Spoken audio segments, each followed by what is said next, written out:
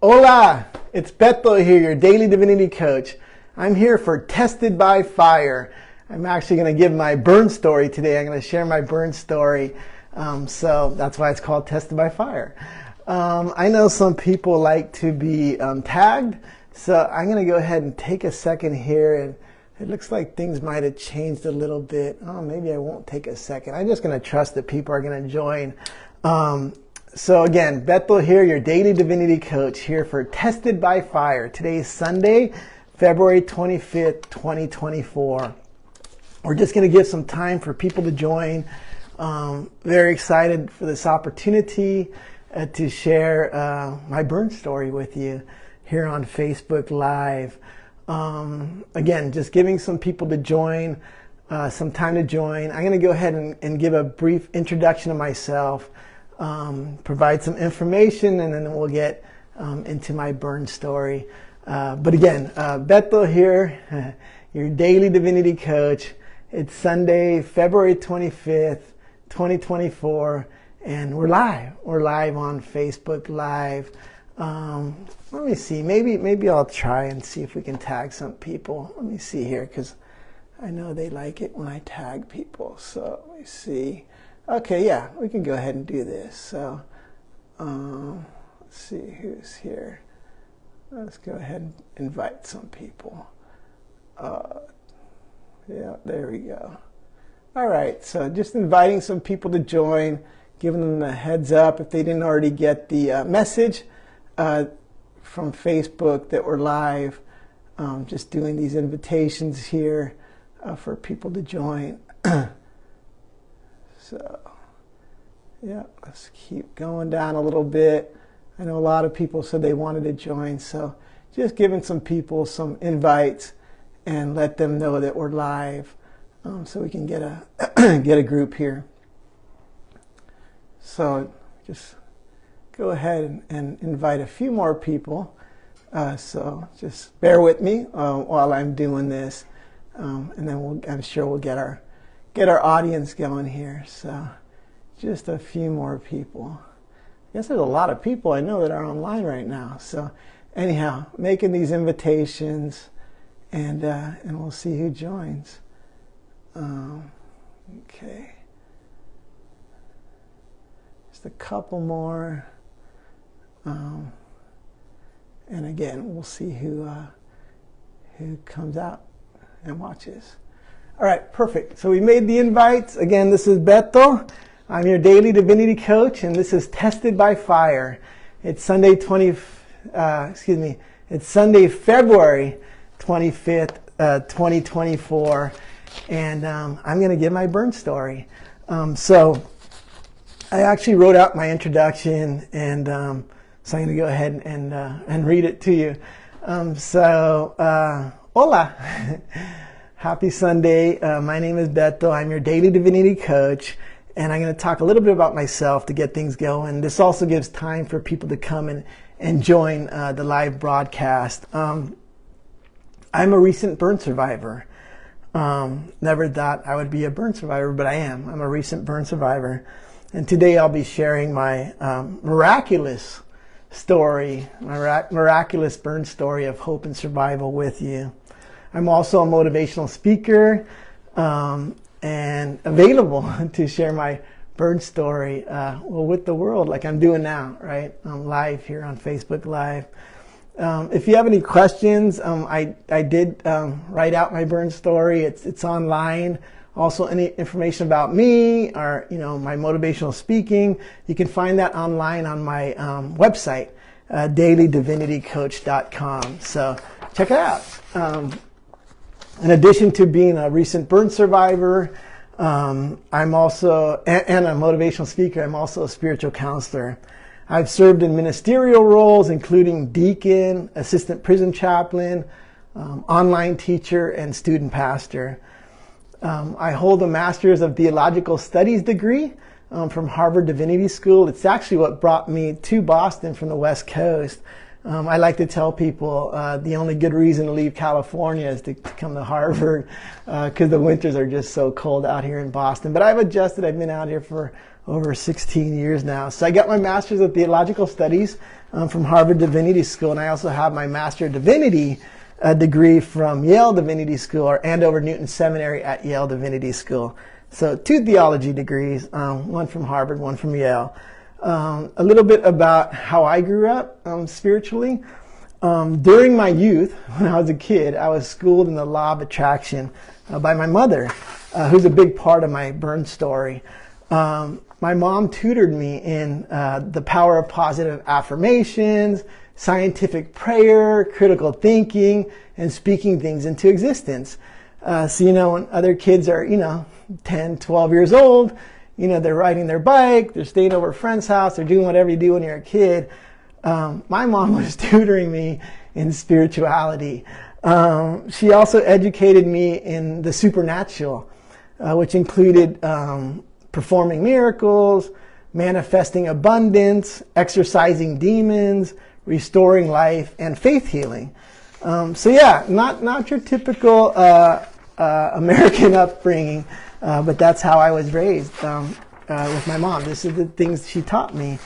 In addition to my mom's early instruction, coupled with my mom's early instruction and my divinity school training, that's what makes up the basis for my spiritual teachings. I am originally from the San Francisco Bay Area. I reside here in Cambridge, so about a mile from Harvard, and just across the river from Boston, just across the Charles River.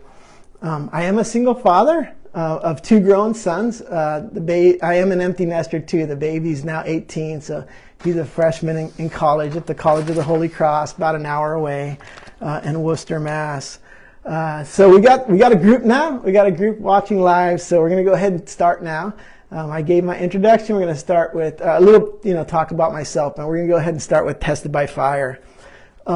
So today, again, is Sunday, February 25th, and this is Tested by Fire Part 1. Today I will be sharing my burn story. Today I'm going to talk about or speak to the what, the when, and the where of my burn. So what happened? What happened to me? When did it happen? And where did it happen? So we're going to cover the what, the when, and the where. You will have questions. You will have remaining questions about my burn after today's episode. So for part 2, which will be same bat time, same bat channel next Sunday, mark your calendars, I will speak to the how and the why. So I'll answer all your questions next week, or hopefully all your questions. If I don't, please reach out. But next week we'll talk about, how did this happen, Bethel? How did it happen? Why did it happen? Why did it happen to you? So I'll answer those questions next week. But this week is about the what, the when, and the where. So again, mark your calendars for next week. I would like to begin by expressing my gratitude, my forever gratitude for the outpouring of love and support that I have received since my burn. I received hundreds, if not 1,000, messages from people praying for me, thinking for me. Many of them were you that are watching right now, and I'm so grateful, again, forever grateful for the concern you showed, for the support you showed. I would not have healed as well as I have, or as fast as I have, if it wasn't for the love and support that you showered me with. The phone calls began pouring in as soon as I was admitted to the ER. My son Coltrane sent out the notification. My dad was burned, he's in the hospital, and the phone calls started pouring in as soon as I was in the ER. I received so many phone calls when I was in the hospital, I couldn't get to them all. I've had a couple people actually told me, Beto, I called 3 times and I couldn't reach you. I'm so sorry. There were just so many phone calls and, things to do when I was in the hospital, scrubbing wounds and whatnot. I just couldn't get to all the phone calls. But I thank you so much, again, for your phone calls, your messages. And the calls and the texts still come in today. People checking in on me. And that's greatly appreciated, because I've, heard those stories of something happens and everybody surrounds you, and then all of a sudden, a week or 2 later, nobody's calling or texting or visiting. But they continued. The phone calls and the texts, the visits continued. Local friends and family, when I was in the hospital, they drove.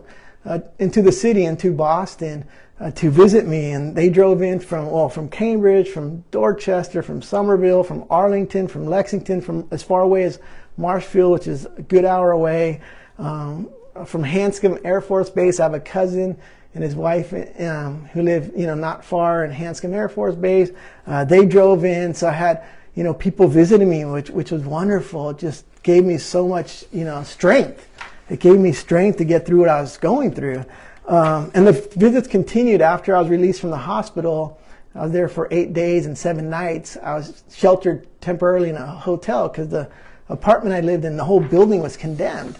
So I had nowhere to live. So I was sheltered, thank God. The landlord put us all up, because there were 16 families in this place, put us all up in a hotel. And so the visits continued when I was in the hotel. People continued to visit, and I'm very, very grateful for that. My firstborn son, Wisdom, the baby, Coltrane actually, when after my burn, I didn't have a phone, but I borrowed a neighbor's phone and let my ex-wife know where I was. And so he called around and found out where I was. He put out a notice to everybody that I was at Mass General Hospital.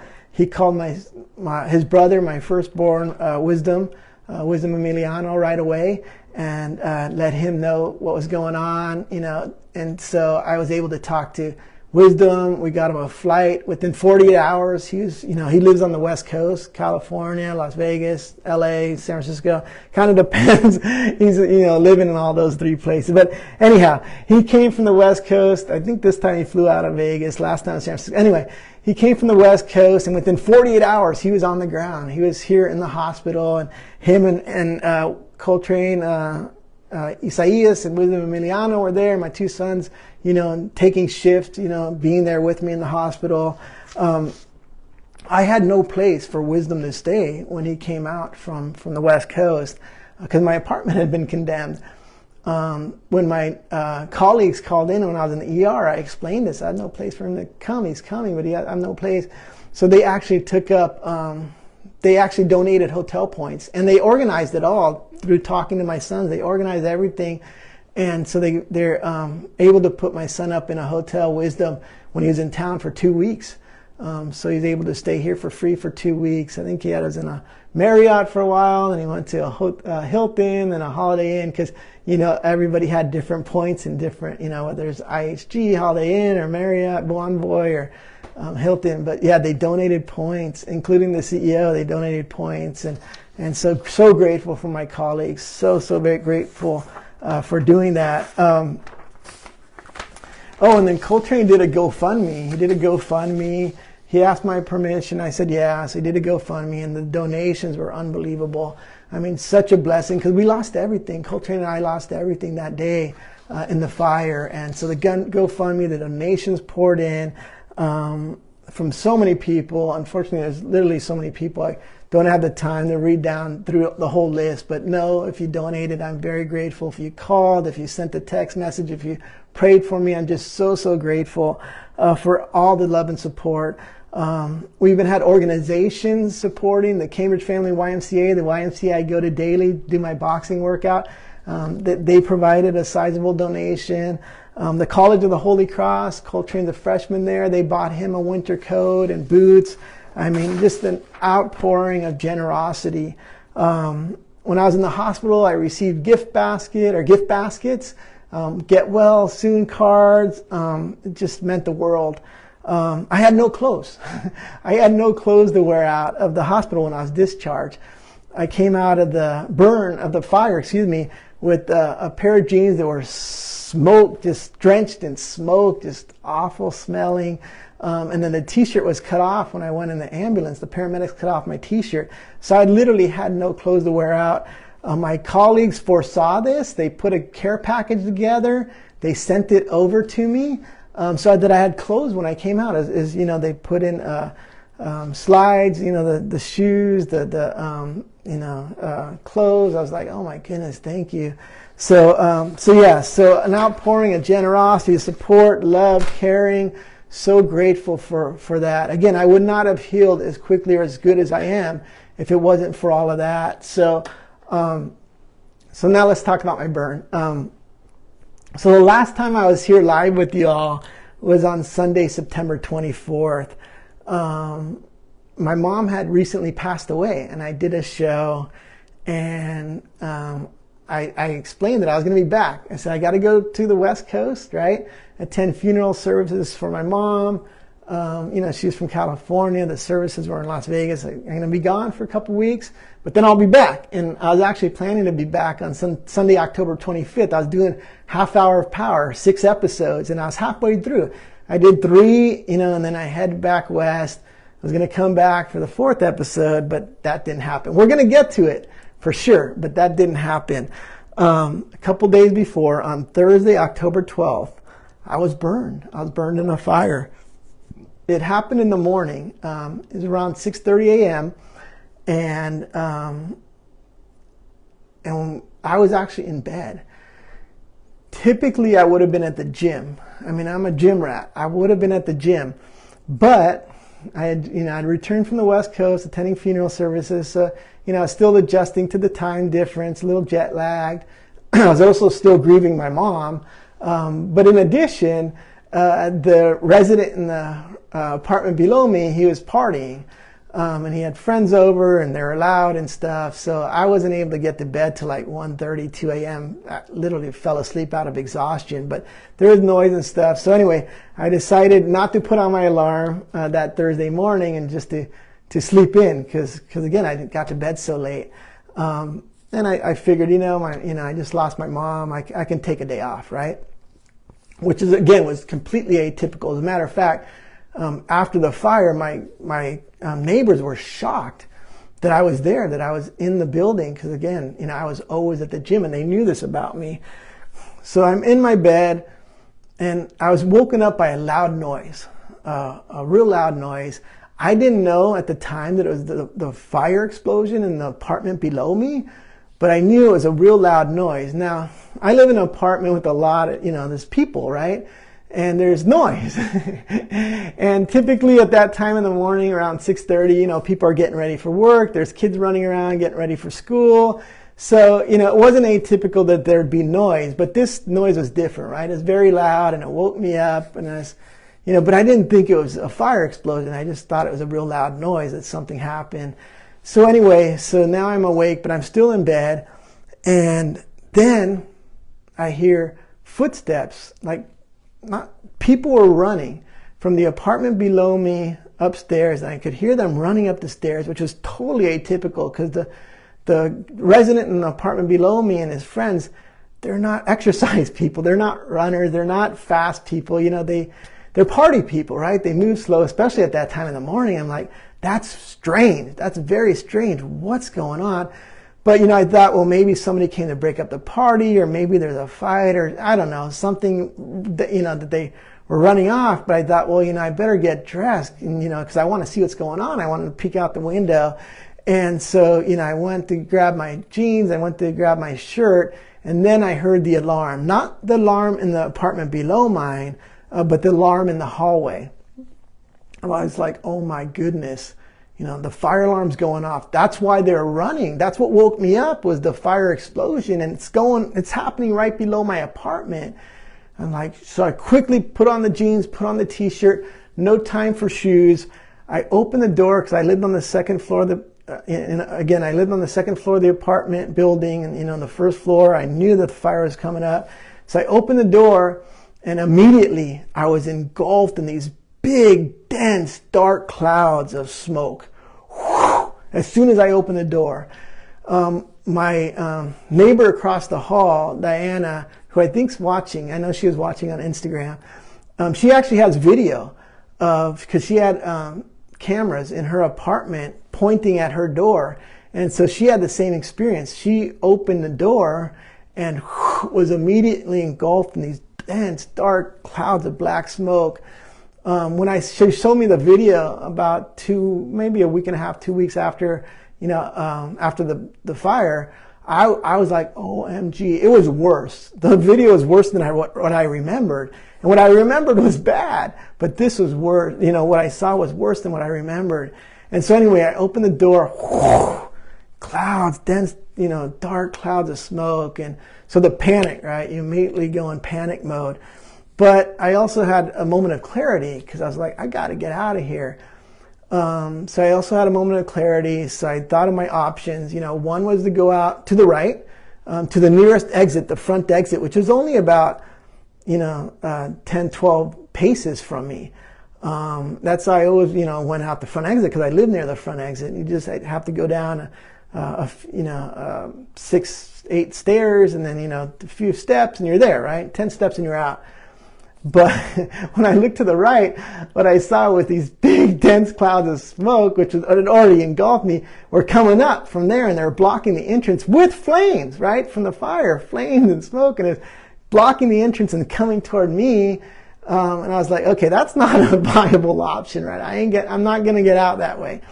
So then my other option was to go out through a window, right, to go back into my apartment and jump out a window. Maybe I'd suffer a twisted ankle, at worst a broken leg or arm or something, but at least I'd be out of the fire.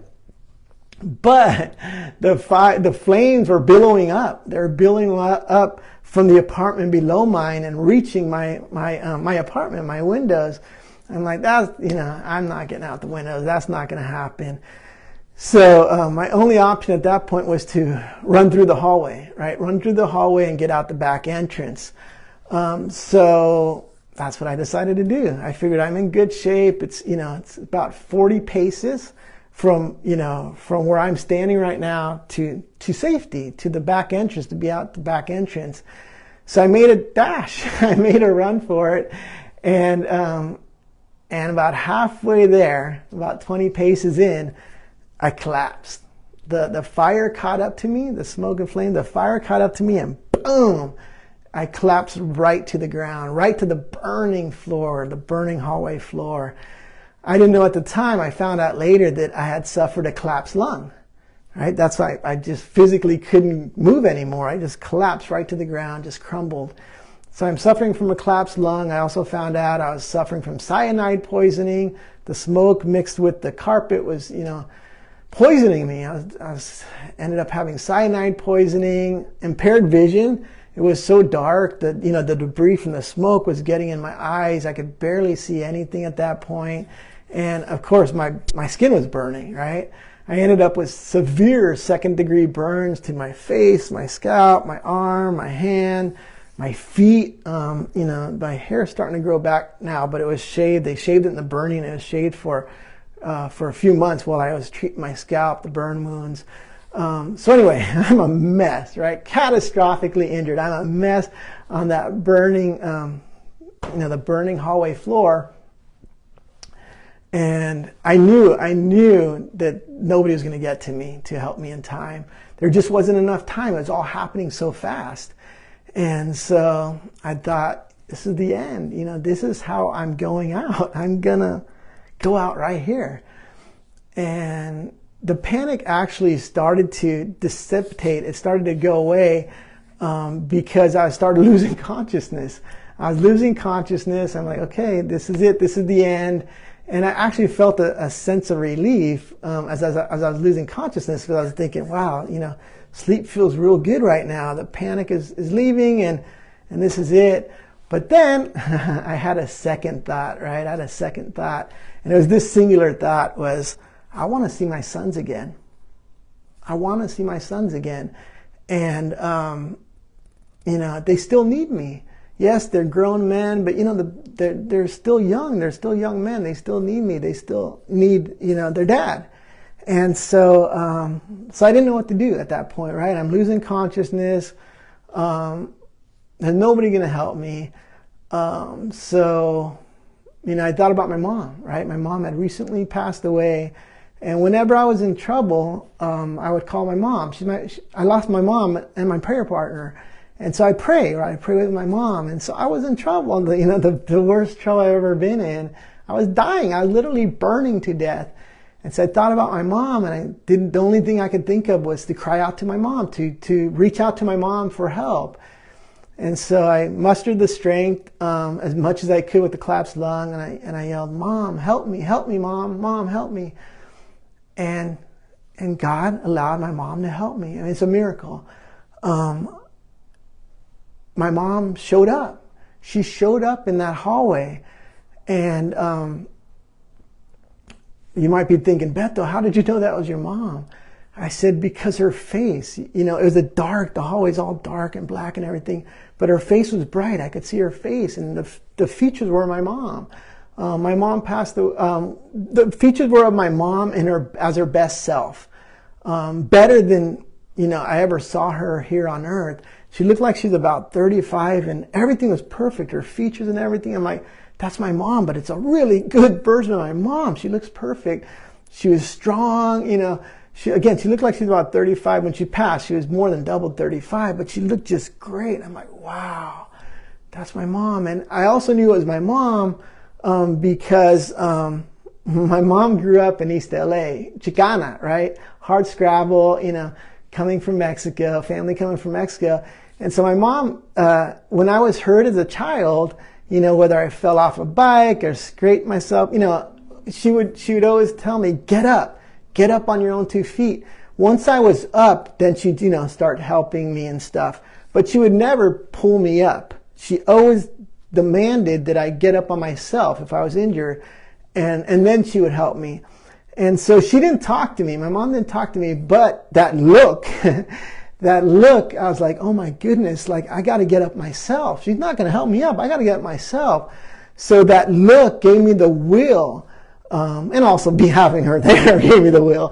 But that look and having her there gave me the will to rise on my scorched feet with a collapsed lung, with impaired vision, with cyanide poisoning, with severe second-degree burns. Gave me the strength to rise up on my scorched, burned feet.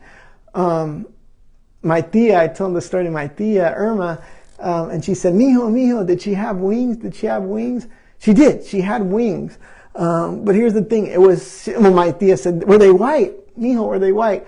Well, it was so dark in that room, in that hallway. Everything was black. So, I couldn't see if they were white or not because everything looked black to me except for my mom's face was shining.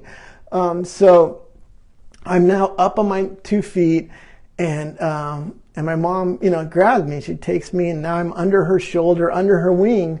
She was on the right, I'm on the left. And she takes me and then guides me out of the fire to safety. Now those final 20 paces, I don't have a vivid memory of those final 20 paces, excuse me. But I'm catastrophically injured, disoriented. I didn't know which way, right or left, where the exits were at that point.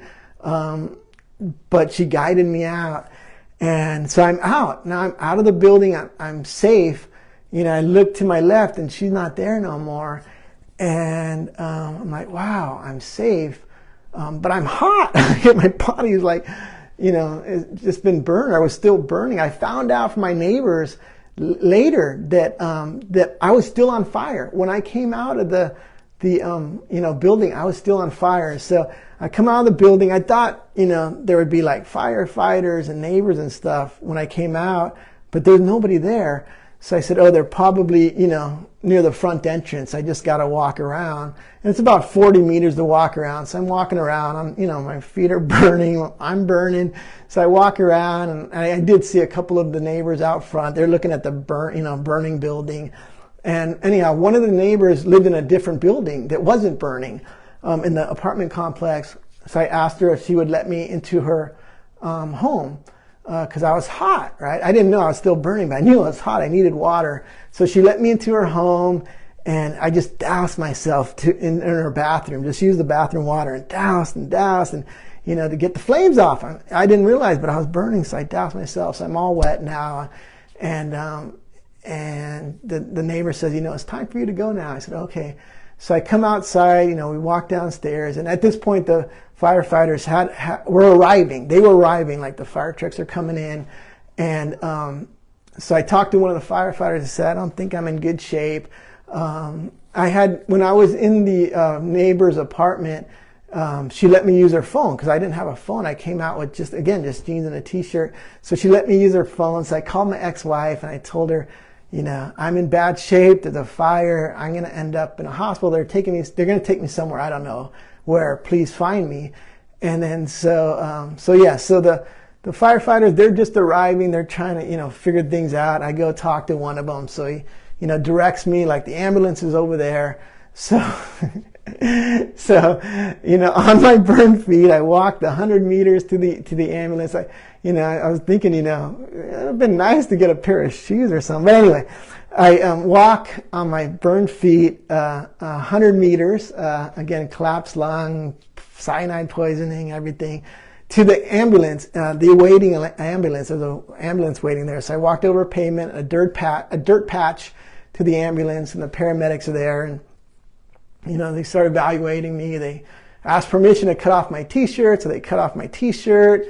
And they said, okay, we got to take you to the hospital. You got to get in the gurney. And I said, do I need to get in the gurney? Like, I think I could just sit. They said, no, by law, you have to get in the gurney. So I said, all right. So I got in the gurney, and they put me in the ambulance, and they start driving off.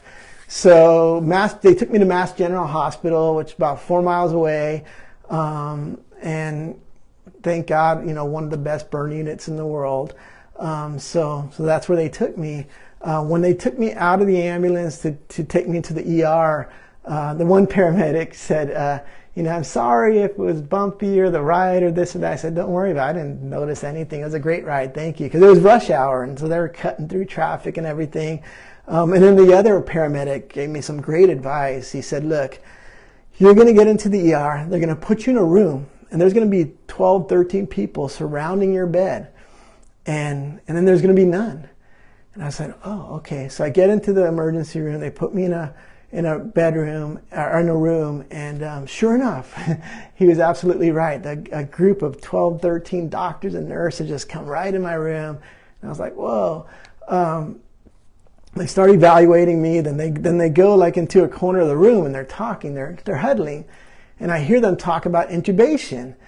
And I said, excuse me, who's in charge here? And the head doctor raises his hand. He said, what? I said, what's your name? He said, Ali. I said, Ali, look, I don't need intubation. And he said, sir, with all due respect, you should have already been intubated. And I said, responded back, sir, with all due respect, I'm alert. I know I can fight this. I can get through this without the intubation. So anyway, Ali says, look, here's what I'm going to do. I'm going to call the surgeons from the burn unit. I believe it's 14th floor. And they're going to come down and they'll evaluate you. So I said, okay, that's fair. So the surgeons come down, they do their evaluation, and they said, we agree with the patient.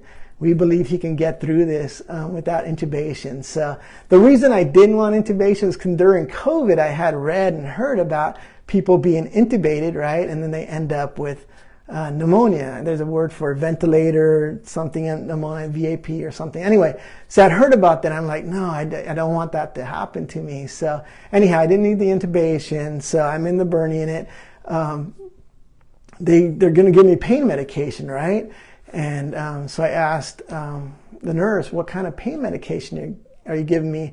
And I think Ali was still there, and he said fentanyl. And I'm like, whoa, because I've read, right, about overdose of the fentanyl, how dangerous it is. I'm like, are you sure I need that? He's all, look, you're still in shock. The pain is going to be indescribable. You need it. So I said, okay, I'm going to trust you on this one. So they gave me the fentanyl, and then, there's no more than 13 people in the room, right? It's just me and the one nurse who's, coming in and out and checking on me. And I remember when she came back to check on me, I asked her, because at that point, it's like 8 o'clock or something like that. And there's a bunch of people, right, in beds in the hallways. The ER's packed. And I look at the nurse, I said, one of these people have to be worse off than me, right? Why don't you just give them my room and I'll wait outside or whatever, because I felt, bad for everybody who's in the hallway. And she looks at me and she says, sir, there is nobody that needs this room more than you do right now. And then that's when it hit me. I'm like, oh my goodness, this is not good, right? I'm in a bad spot. So I'm in there, waiting. We're waiting for a room in the ICU, the burn ICU, to become available. So I'm in the ER for a while. It was like 7 hours, I believe.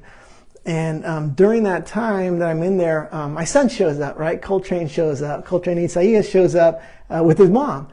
And he comes in confident. He's big, 6'2", 205-pound rugby player.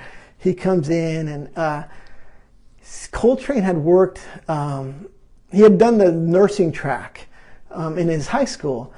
And he had, honors courses in the afternoon and nursing in the morning. And in high school, he became a certified nursing assistant, and he got the privilege of working on an ambulance. He was going to get his paramedic license and all that kind of stuff, or his EMT license, when he was in high school during the nursing track. So he had, seen a lot, right, working on the ambulance. He worked on an ambulance his senior year of high school. So he comes in confident, right, and showing all this confidence. And he says, Dad, 18 years old, he says, Dad, look, he said, I've seen worse. You're going to be okay. And when I heard those words, a lot of the anxiety I was feeling at that moment, started to dissipate, right? Starts to dissipate. I'm like, well, he knows, right? He's worked in the ambulance, and, he must know something. And so I said, okay, I'm going to trust that I'm going to be okay, right? This is my son, he worked in the ambulance.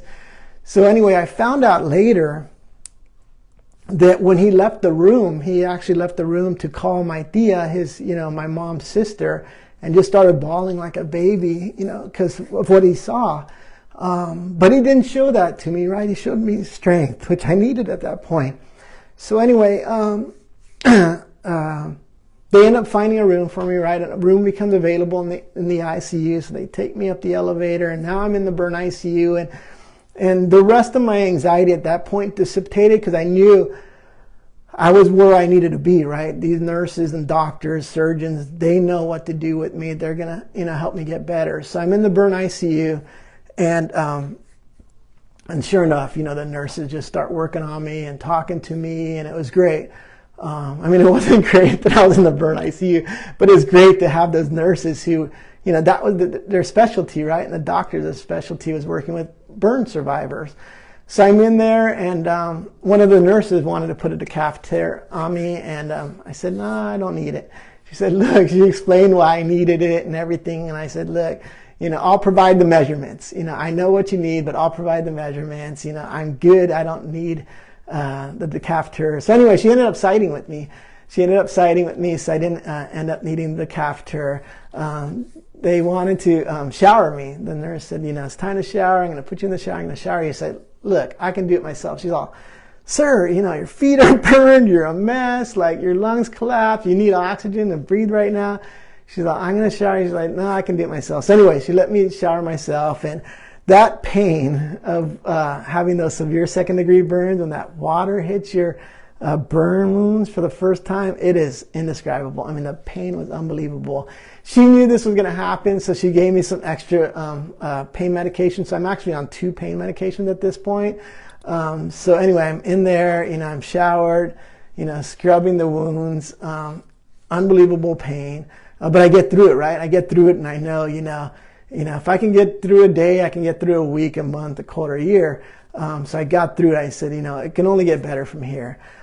So as time went on, the scrubs did get a tiny bit easier, not much, but a tiny bit, enough so that I could tell the nurses, look, you got to start weaning me off the pain medication, because it's hard to, it's hard on the body, right? So they slowly started weaning me off the pain medication, just a little bit, every time I had to scrub. So I'm there, Wisdom shows up. So him and Coltrane, they're taking times, caring for me, watching over me.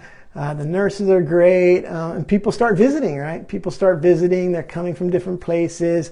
I remember my boxing coach came to visit, and it was not far from, the time when you're not supposed to visit anymore. But the nurses were great. They gave us all the time we needed, and it was great. There's the 4 of us at that point. He came during a shift change, so he got to see both Coltrane and Wisdom, and then I was there, and him, Wassett, Coach Wassett.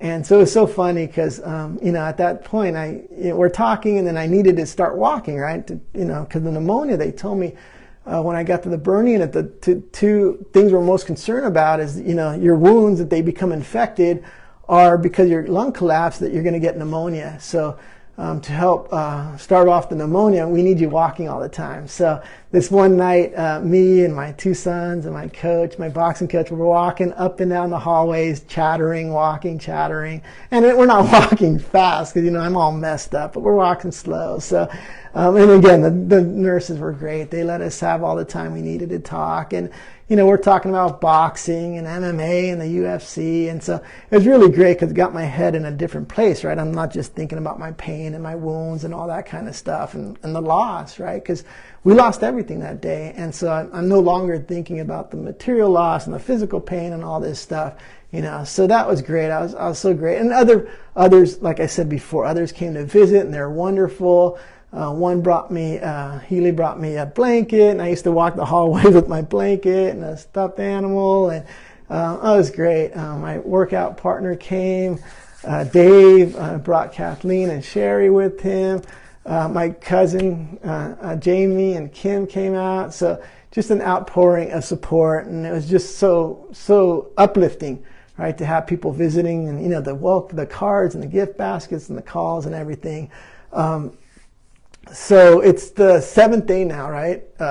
And I'm in the burn inpatient unit now, and the team comes in, right? Again, it's like 12, 13 people come in, and they do an evaluation of me, right? The surgeons, the nurse, everybody's there, and the nurse practitioner actually told me, look, if we have to keep you here for another day, it's because you need graft surgery, right? Because this was a deep, deep 2nd-degree burn on my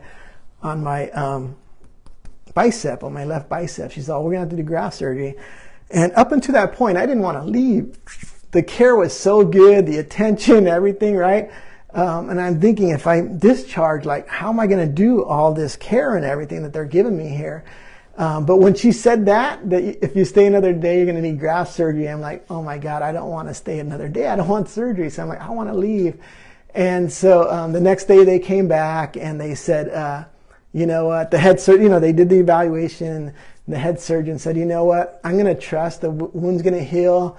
You're young, you're strong, your nutrition's fabulous. Because I was eating vegan. I eat vegan. I was eating vegan in the hospital. I was asking for the vegan food, and my sons were bringing me fresh berries and, raw nuts, almonds, and cashews. They're bringing me seeds. A neighbor from a different building actually works as a CNA and Mass General burn unit, and she was bringing me. She asked, "What do you need?" I said, "I need fresh bananas." So she's bringing me bananas. So, he said the nutrition coupled with your strength and everything, I'm going to trust that you're going to heal. You just need to come back, though.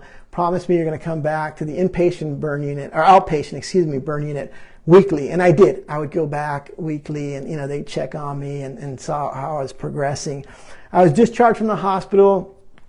Again, had no clothes, but my colleagues sent me a care package so that I have clothes when I was discharged from the hospital, because I had nothing. We lost everything. So I put on the clothes that were sent to me, and I go out. I'm discharged. I didn't know where I was going to go because I had no place to live. But the landlord had arranged for all of us, all 16 families that were burned out because the whole apartment building was condemned, to be temporarily sheltered in a hotel. And I was there for a while. My neighbors were there, but slowly people started finding places to live and moved out.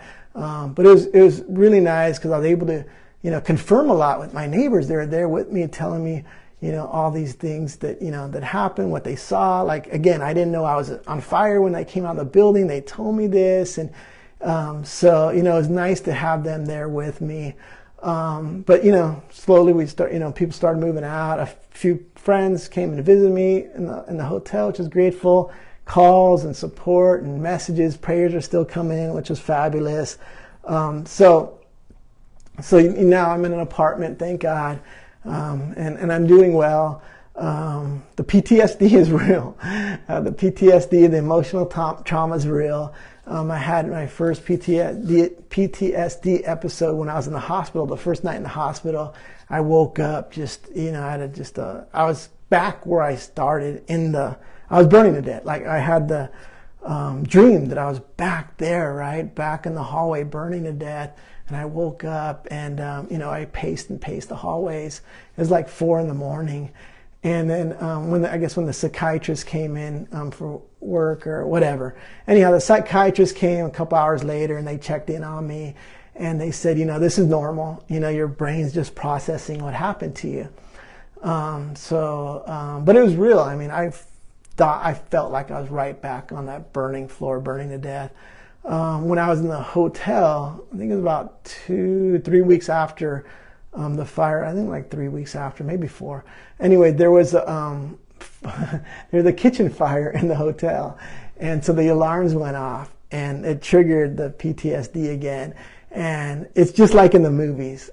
You're 2 places at the same time. I was in the hotel, hearing the alarm, knowing I needed to get out, but I was also back in the apartment, right? Knowing I needed to get out of my apartment. I was in both places at the same time. And so anyway, there was, it was just a small kitchen fire. It's not a big deal, but it did trigger the PTSD. So that's when I knew, oh my goodness, this is real.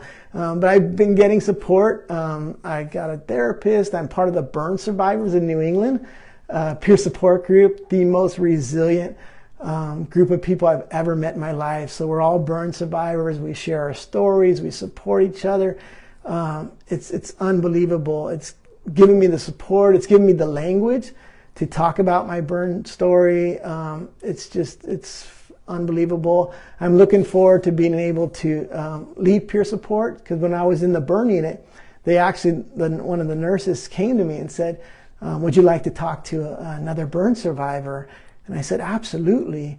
And so they brought in a video, monitor, so I could talk to her. And she told me all about the Burn Survivors peer support group, and lent her support. So I'm part of that now. We meet monthly, virtually on Zoom, and then we also have face-to-face events. So we had two face-to-face events over the holidays. So it's great to see everybody and talk to them and whatnot. So I got a whole new support group, whole new group of friends, and with the Burn Survivors in New England peer support, and they've been wonderful. My mom, I believe that my mom, not just my guardian angel, but my guiding angel. I believe I talk to her. I ask questions, and I believe she's guiding me to that brand new life. Because there's a reason, right? There's a reason I survived. So I'm grateful for that. My prognosis is 100%. That I'll be 100%. I still have some issues with, my hand going numb. This wound, it's healed, but, it's still elevated. Need the hair to grow back, but again, that's more of an ego injury. My lungs have healed, thank God. So, the emotional traumas, we're working that out. But I'm here, I'm excited, looking forward to the future. I'm so blessed to be able to share this story with you. I hope it's been inspiring. Please share it if you feel it's been inspiring, which I hope it's been. And again, thank you for all your support. So many of you have reached out to me to lend your support, prayers, donations, texts and phone calls. Just thank you for everything. I'm so grateful. And please come back next Sunday, same bat time, same bat channel, because I'm going to answer your questions about the how and the why, right? How did this happen? How did the fire happen? And why? Why did this happen to you, Beto? Like, what, so people have asked, and so I pretty much know the questions that you have on your mind. So come back and I will answer those next week. But for now, I wish you a blessed rest of your Sunday, wherever you might be, day or night. This has been Tested by Fire, Part 1. We'll be back next week for Part 2. Today is Sunday, September 25th, or excuse me, why did I keep saying that? Sunday, February 25th. And hope you all well. And thanks for everything. I'm very grateful for you and for all your support. Hope to see you next Sunday. Ciao. Bye-bye.